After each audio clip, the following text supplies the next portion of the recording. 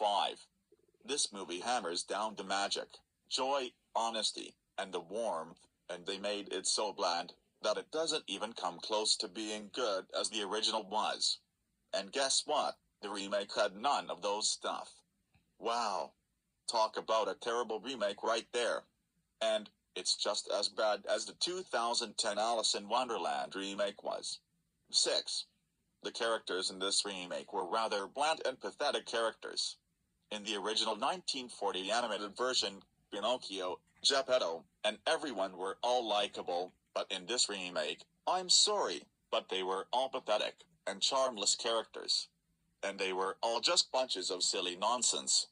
And I feel so terrible, because Tom Hanks and Cynthia Erivo stars in this film. I mean, Tom Hanks is a wonderful actor, and he was in great movies, like the Toy Story films, Forrest Gump, Big, Sleepless in Seattle, A Beautiful Day in the Neighborhood, etc. But in this one, it felt like that he was forced to be in this movie. And Cynthia Erivo is a wonderful singer.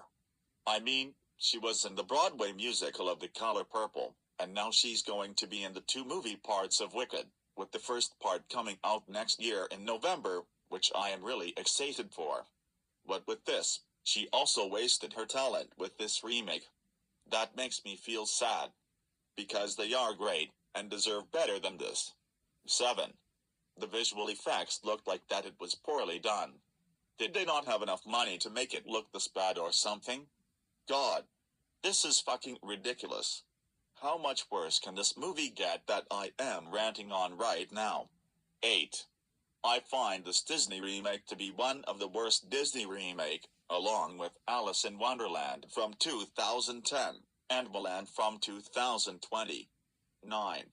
When it comes to some scary parts, it's not really scary at all. Instead, they tried to make it look scary, but it turned out to be a huge embarrassment.